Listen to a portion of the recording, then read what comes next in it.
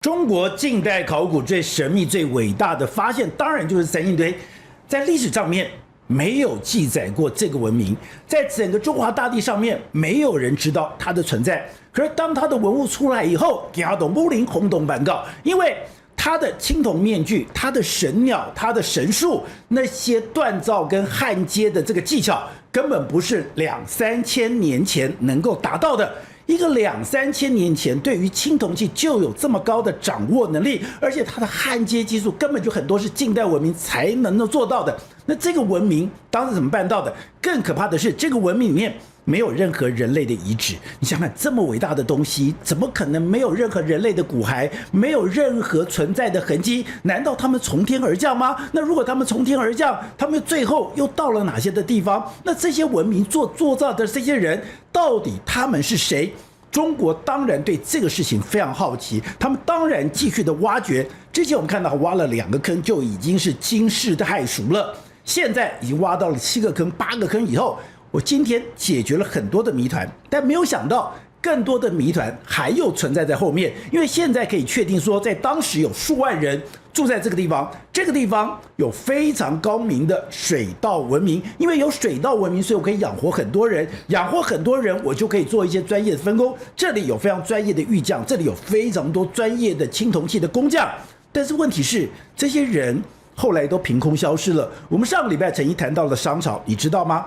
三星堆的文明跟商朝的文明有非常神秘的连接，而这个神秘的连接甚至被认为说他们之间有所谓的兄弟关系。所以还是那个老问题，三星堆这些人到底是从哪来的？他们到底去在哪里？为什么在那个时代里面2、3千年前他们可以有这么高的一个工艺？难道他们真的跟外星文明有关吗？好，我们今天当然又非常高兴的邀请了刘才荣刘师长来跟我们讲故事。上你好。宝杰好，大家好。好，那师长刚刚讲的是三星堆，我觉得百听不腻，百讲不厌，我都太多神秘的故事了。2、3年前从来没有人知道这个文明，居然就出土了。出土了之后呢，刚刚讲以前挖了2个坑，现在挖了7个坑，挖了7个坑，解释更多东西之后，没有想到更多的谜团在后面。对，宝杰有一句话形容三星堆文明，叫沉睡3000年，一醒惊天下。但这句话出来的时候，哇，这么厉害吗？我告诉你更厉害，因为这句话出来是形容在1986发现这个三星堆文明开挖，才挖2个坑而已啊，挖2个坑就得到一醒惊天下的这种美名。那现在从2021开始又开挖了一次，开挖2021到2022，开挖这次开挖了6个坑，到6个坑。那如果跟第一次比较，1986那一次比较，大概1986 2个坑出土的文物大概有1000多件，啊，有的时候1000多到2000，大概就这样子。这一次6个坑出土了13000多件，多了10倍。对，那多数量多还不重要了，重要是说它多代表什么意义？它等于说考古东西是1分证据讲1分话嘛。那它这一次出来了，推翻了以前我们很多的认知。以前我们讲三星堆是以世独立、横空出世的一个文明，在中华大地好像它是方外的，是突然间出现的，没有人知道它存在过。但这一次出来，也有它证据显示不是，就像你刚才开头讲了。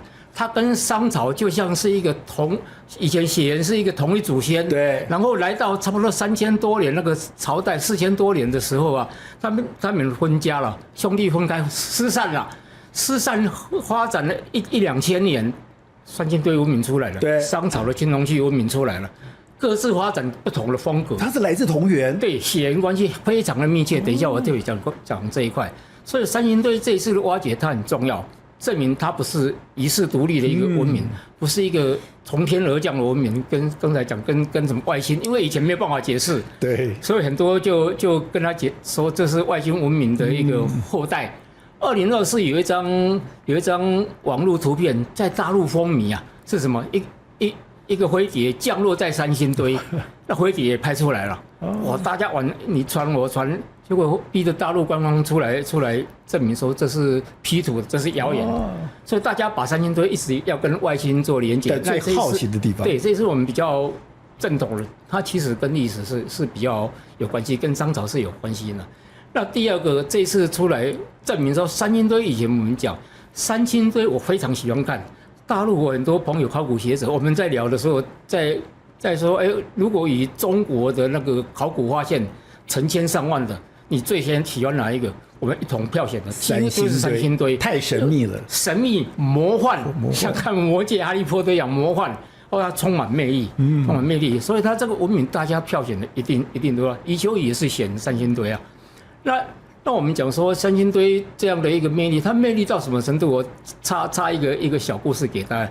我2024当时这个三星堆这次挖掘的一些考古报告研究，我大陆的那些考古界的那个朋友就寄了一些文献给我看，我一看就入迷了。那我老婆有一次出来，我在书房看这些资料的三星堆的资料，我老婆拿一个洋葱，说叫我等一下你帮我切，然后泡水。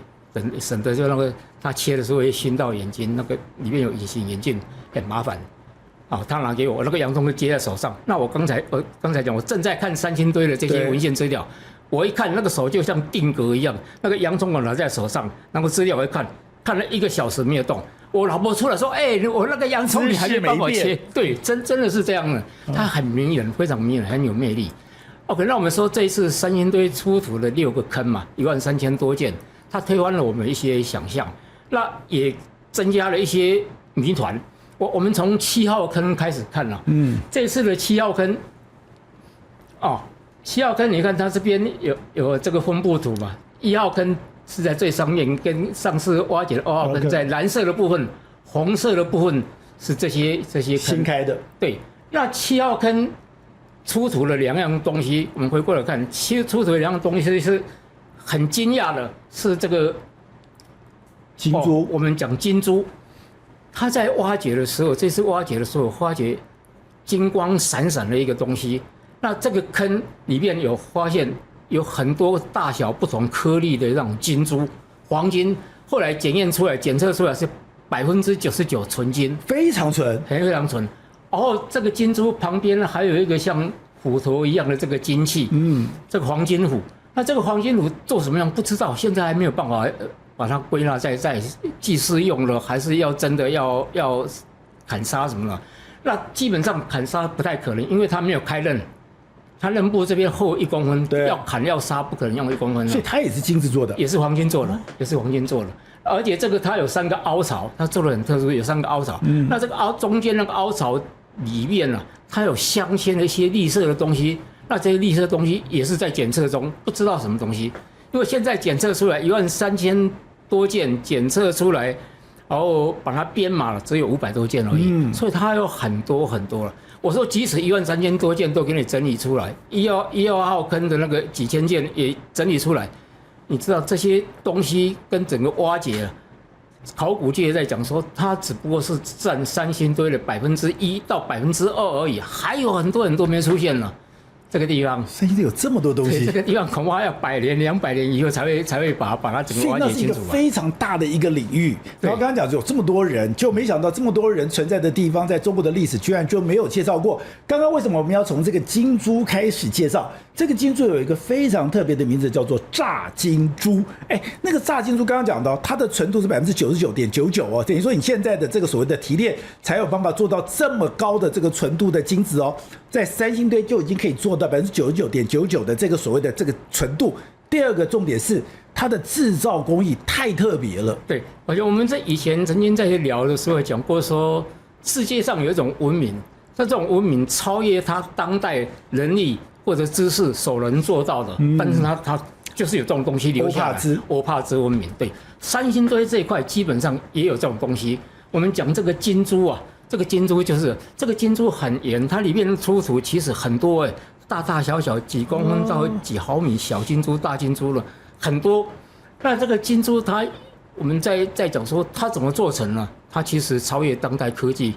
这个金珠它有一个名词叫炸金珠，对，炸，它像我们在炸元宵一样做出来的，炸元宵一样。对，古人有这样的一个知识，三星堆有这样的一个古蜀人有这样的一个知识，不晓得他们从哪里得来。他们做法是怎样？这个金珠它是把金子先刚才讲它99%纯度嘛，对，先把它融化以后，它要拿一根管子这个管子就是控制你口径了，就控制你金珠的大小。哦，你可以像大吸管喝珍珠奶茶了，也可以小吸管喝饮料用的。这个基本上这个管子的口径啊，它是跟金珠大小成正比了。它这样把这个烧融的那个黄金啊，这个液体，灌入这个管子里面。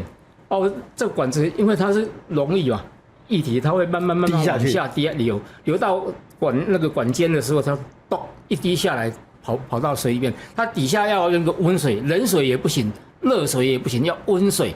它这是一个基本上的化学知识。温度刚刚好。对，要温度刚刚好。这个黄金的液体它咚下去以后，在温水里面，因为很热嘛，它噼里啪啪一直跳，等那个水平静下来的时候，它形成了一个像我们看到正圆形的金珠。所以这个叫炸金珠嘛，因为噼啪啪一直跳啊，像滚沸腾一样。所以这个炸金珠的工艺啊，在我们想象中，在以前3000多年，它这个文明大概最巅峰的时候是3200年前嘛，等于商朝中晚期的时候。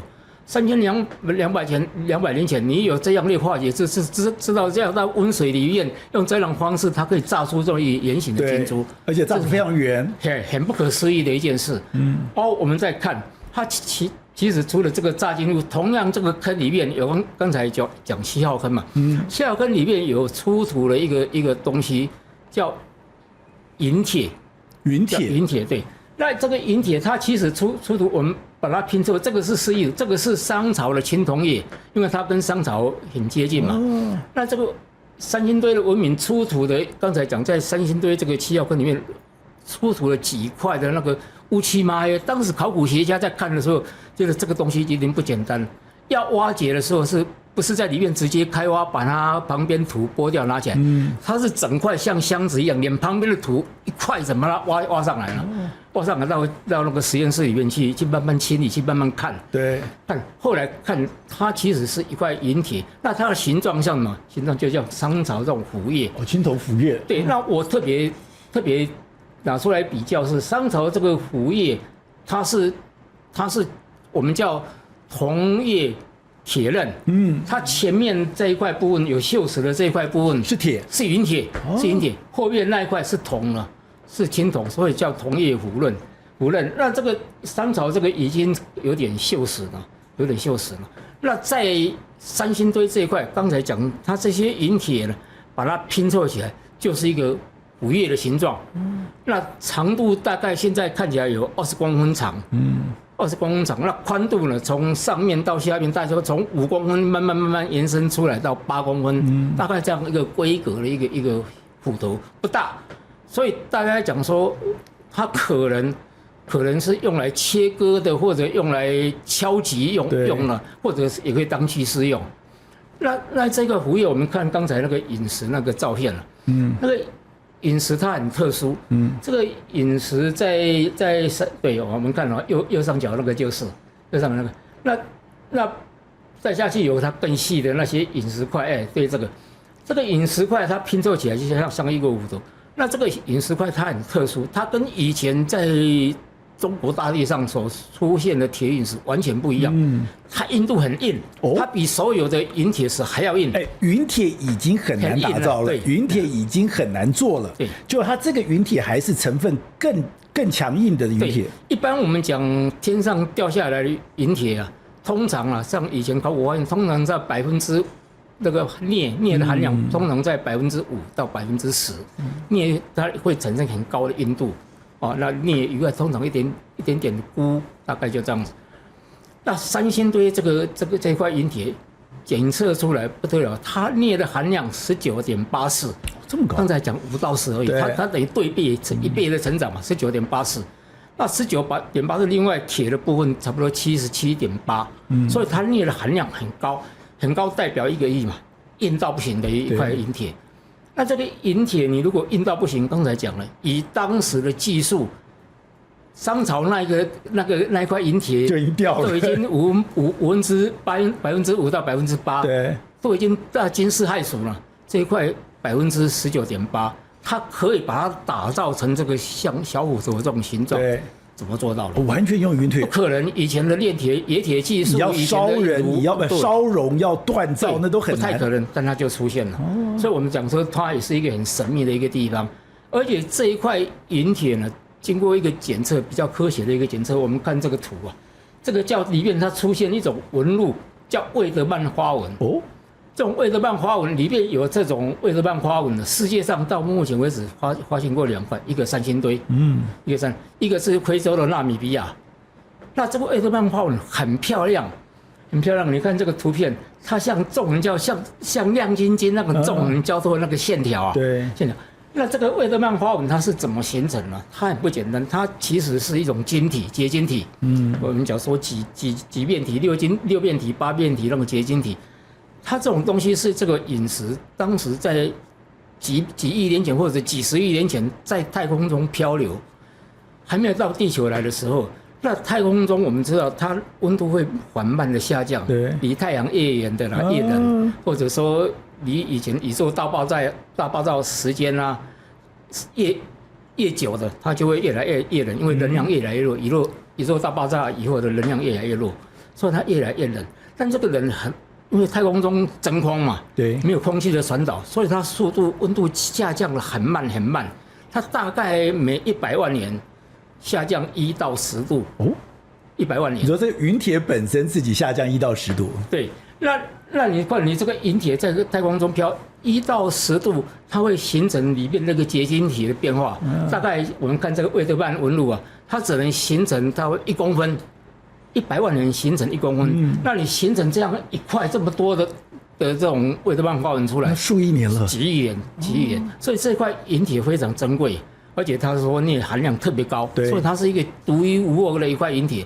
那问题，这个魏德曼花纹也好，银铁也好，我们要回到三星堆，是三星堆当时的一个古蜀文明，3200年前，3000多年前，对，怎么把它打造成这个？对，你怎么锻造的？所以我们讲说三星堆它很有魅力，是断的一些很魔幻的东西，那个谜题出来，而你无解，有的解开了，有的新的谜题又出来了。是，好，那刚刚讲的，因为这个特别是在哪里？特别是它的这个工艺不是那个时候可以存在的，它工艺有2个地方，第一个是你要去烧熔这些东西，你要非常高的温度，你要高的温度里面，以前你没有火炉的时候，你根本不可能打造这么高的温度。那你在3000年前，你的温度怎么样可以上升到3000多度？这是一个问题。第二个是你要做焊接，那你的焊接技术又从哪来的？那这个刚刚讲到的，你的金珠、你的斧钺是陨石做的，那个已经非常特别咯。今天这个被称为是月光宝盒，这个看起来它其实就是一个珠宝盒，你看起来不特别，可你知道它所有的衔接点都是焊接的。可是你3000年前怎么做焊接呢？对，刚才讲的那一块是7号坑发现的，这一块是5号坑。5号坑在考古界也说它这边有一个镇坑之宝，发现一个镇坑之宝。我们讲说镇馆之宝嘛，镇坑之宝最珍贵的就是这一个，我们现在画面上看到了，它地名叫龟背格纹青铜器，它像一个乌龟的背，龟背格上面有那个铜条啊，一格一格的龟背格纹青铜器。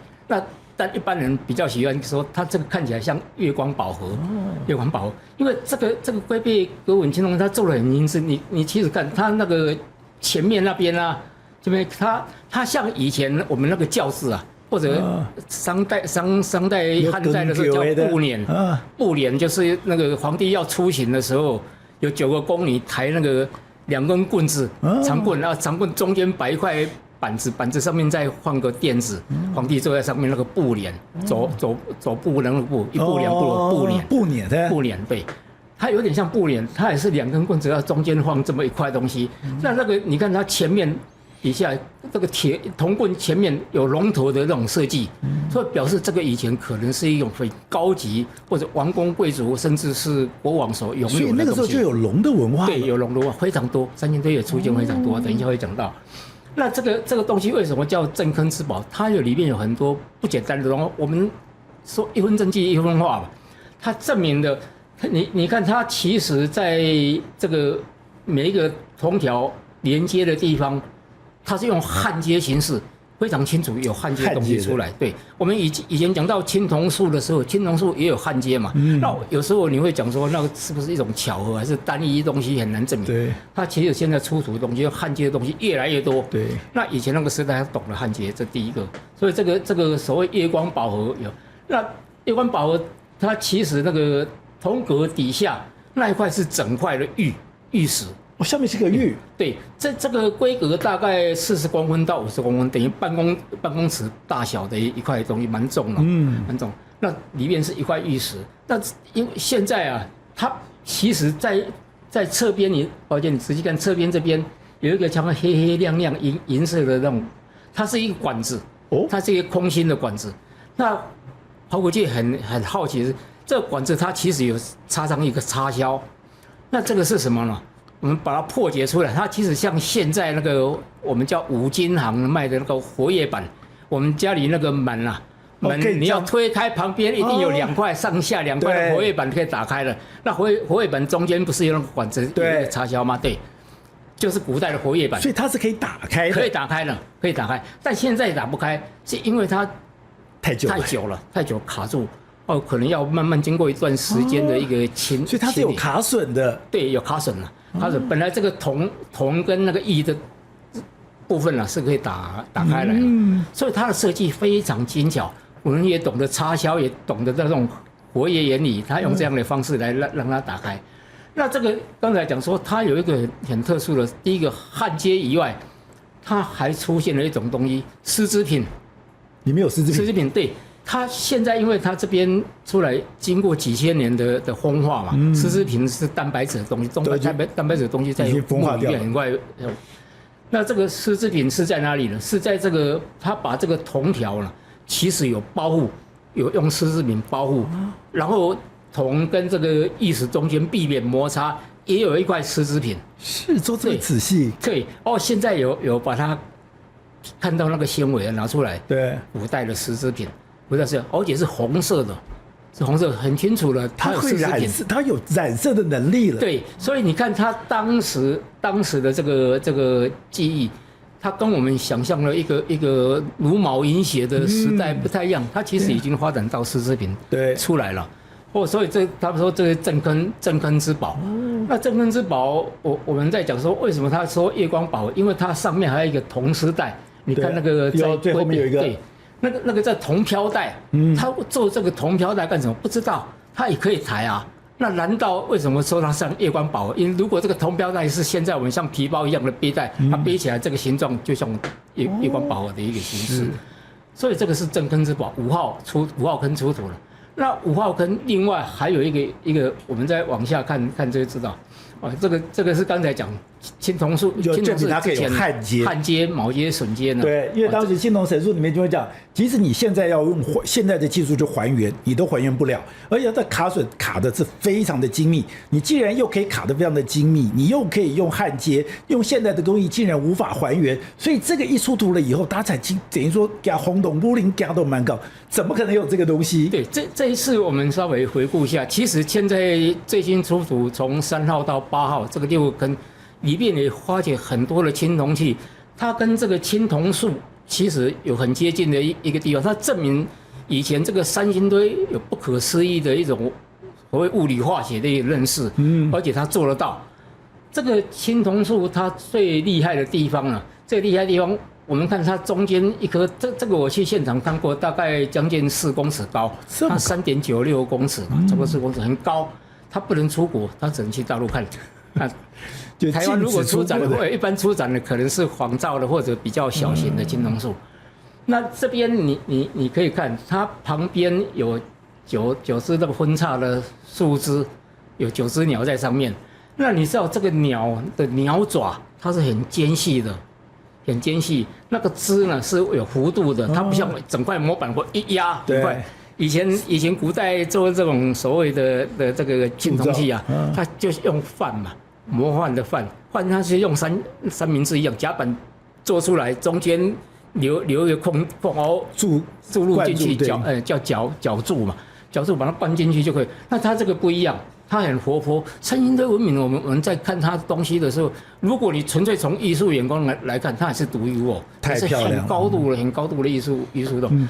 它中原本土的出土的东西呢，它像盆栽，大宗至正，规矩方圆，非常讲究，但是它缺乏那种三星堆文明那种野蛮的一种生命力，它爆发出来很活泼。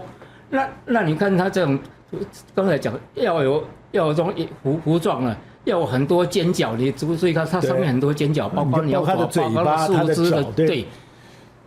它证明跟这一次出来青铜器在检测的时候，发现三星堆的这个古蜀人啊，他掌握了一种技术，跟中原不一样啊。中原是角柱的，他也是用角柱的没有错，但是它多了2种。它这个铜汁里面加入一种叫磷的东西，磷。那这个磷有什么好处？它可以让这个铜液啊，这个铜的液体像水一样的那种水流一样，它更软化哦。所以它这个在灌注的时候，它可以流到最尖角的地方去，所以加了磷。这是三星堆搞出来的一个神秘谜团，我可以做得更细就对了。对，你一般如果要灌这么细，你铜如果烧出来，它的汁液是比较浓稠的，你跑不到尖角的地方，它就凝固了。对，它要用磷，它用磷加进去。那另外刚才讲说，它其实出土的哈，我们在往下看，它其实出土的东西，它是有我们讲秦始皇的兵马俑，兵马俑出土的时候是彩色的，是吧？那是一碰到空气以后氧化了，对，氧化以后它才变成那种颜色。但三星堆不一样，三星堆它告诉我们是它以前这个青铜器其实呢是彩色呢，是彩色。所以我们现在看到这个青铜人像，对，它原来都是彩色的，原来的情况是彩色的。那它只有2种颜色。黑白跟青铜本身黄金的颜色3色去混合出来。那现在我们在检测这一块的时候，它有2个重要的一个东西，一个是它为什么只用黑跟白？它没有人力做其他东西吗？当然不可能。他刚才讲高度文明那么多了，为什么特别选择黑跟白？跟商朝有关系，等一下我会讲。那黑跟红哈，黑跟红，对不起，黑跟红跟商朝有关系。那黑跟红，我们看它是怎么做到的？它是这个科学家很惊讶，他是用一种叫喷涂的方式，他不是用刷子这样刷出来，喷涂，对，喷涂像什么？我们现在汽车，你知道去看汽车烤漆的时候啊，有一个喷枪砰砰砰，对，那有什么好处？它可以喷得很薄，颗粒更细，对，很均匀，很均匀。它是用喷涂的方式把这个颜色弄上去，那而且喷了5层。第一层如果是黑色，那就黑；第2层就红，黑红黑，这样的一个方式。所以第一层是黑色，对，它一层一层叠上来了，叠上来以后，你要画眉毛啊，青铜器有眉毛啊，有眼珠子什么之类的，有龙的话有龙鳞片啊，它在填色，要描，先描以后描绘，然后再填色把它上去了。那这个颜色现在从化学的一种检测出来。也很厉害，他以前是什么？拿那个漆素的生漆，然后去调和那个碳粉，黑色的部分调和碳粉，他就做出这种黑色的颜料出来。那如果生漆调和朱砂，变成红色的东西，你看现在出土了已经几千年，那个红色的东西还很鲜艳了，还很鲜艳。对，所以它是第一个，他告诉我们是有彩色的一个世界，很亮丽、很鲜艳了，包括它。做出来这种涂装，有它那个很特别的地方。它这个涂装啊，那个我们如果以现在比较更高科技的检测，科学家惊讶是，它大概每一层厚度是50微米。50微米什么概念呢？我们拿一张 A4 的那个纸啊，一半厚度只有一半。对。所以他以前可以做到这样，你用油漆刷，随便一刷就超过这个50微米。所以他要用喷的，对，他用喷的。而且你要用喷的，第一个你的喷嘴怎么设计，第二个是你的那个浓稠度要怎么去调配，对，那都是非常难的。对，他们都做到了。那种物理化学，这是以前不可能存在嘛。而且用喷的才可以非常均匀。对你看这个也是一样哦，这旁边这个是叫虎兽龙，它虎头龙身。很高，尾巴很高哦，尾巴很高。这个出土的时候很奇怪，它证明了三星堆所有的我们以前说1号坑、2号坑有东西被砸碎，青铜器砸碎的，不知道到现在还是一个千古之谜。这个龙身虎头龙身也是一样，也被砸碎，砸成三块，而且它身体跟头跟底座的部分是不同的坑找出来，然后慢慢去，然后拼接出哇，bingo，原来是这一块。三星堆曾经被刻意毁坏过，可以，它很多青铜器出来。我们之前讲过，商朝是被刻意的遮掩、毁灭，等于说今天三星堆也有同样的故事。对，而且很多后来发现它很多的青铜器，尤其比较大件出来，比如说尊或者鼎，那上面这边少一块，那边东边是一块，西边少一块，它是在其他的坑里面做编号，这边怎么有一块这种东西？什么不知道什么东西，然后去慢慢去比对拼图，把它拼接起来了。所以它很奇怪，一个东西你如果要第一个为什么要砸碎？对，第二个你砸碎掉的话，你就丢了就算了，好几个不同的坑出现。还刻意去分散掉，不知道哈。那这个刚才讲这个龙兽虎兽龙哈，我们通常叫虎兽龙，因为它虎头龙身嘛。那这个龙出土的时候，它其实鳞片也是一样，是红色的，很漂亮，很漂亮。然后在这一张啊，这个叫凤鸟，这凤鸟你可以看到它上面那个冠凤冠还有朱砂，里面还有朱砂红色那个部分，因为外面比较容易摩擦到，那它是银刻的方式，对，凹进去的，所以那个颜色保留的比较清楚。这个青铜凤鸟，它这个看得更清楚，因为它表面是比较大块平滑的表面，所以它那个涂装非常清楚，5层非常清楚。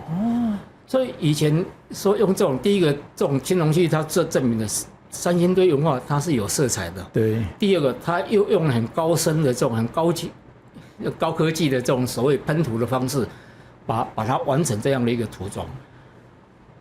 太厉害了，怎么会这么厉害？等于说我不是我精细到我觉得越文明它其实是越精细。我不单是说我光是要用铸造啦、锻造了本身的这个青铜器工艺，我连美感上面，我连这个所谓的颜色上面，我都这么讲究。对。各位宝洁朋友圈的朋友，大家好！您对我们的支持，还有您对我们的指教，其实我们都会认真的阅读，因为您的每字每句都是我们自己反省，我们要自我检讨，甚至我们未来怎么去调整方向的一个关键的因素。所以，我们就刚刚讲到的，就是你现在的这些留言有什么留言？那我们可以怎么样子来的跟观众来进行回答？淑娟说：“支持宝洁集团队，你们是最优秀的。”非常谢谢您的肯定。当时讲说，我们的节目其实还有很多改进的地方，那这种改进也是我们每天都在做的工作。听后X5R他说，政府部门主管机关应该管理一下，坚决不让中共产品进来台湾。我觉得应该这样讲，就是现在大家觉得很难思考的是说，我们知道现在有很多的网购，现在很多的网购居然是有很多的中国的网购是这样直接进来。那你如果说没有任何的管制，现在很多国家都有管制，我也不理解说为什么我们台湾在这方面没有管制。你没有管制，第一个你的品质，第二个你是对台湾的商业、对台湾的产业会不会有伤害，这都是政府应该面对的问题。Rookwood 0222他说，天佑台湾，感谢宝洁，一起保护台湾，台湾人加油。当我们希望说，在台湾这块土地里面，我们真的好好的守护，好好的来保护这个国家。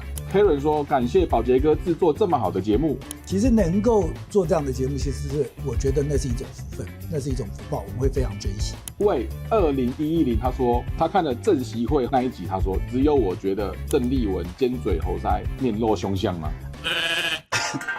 对于郑丽文是不是尖嘴猴腮，我们不予置评。立刻他看了川普无视习近平警告的那一集，他说中国与和平水火不容，要改成这样子比较通顺。也就是说，中国跟和平水火不容。其实今天要追求和平的其实是台湾，我们从来没有挑衅过对方。好，刚刚讲到的，我们非常认真的来做我们的一个工作。其实我们刚刚讲到，我从以前我其实没有任何政党，那我也不去标榜这个东西，我只告诉你说，我们现在在这块土地里面，我在民进党跑那么久的时候，我学会一句话：相信台湾，相信人民，相信台湾，相信人民，这是我做这个节目里面最中心的思想。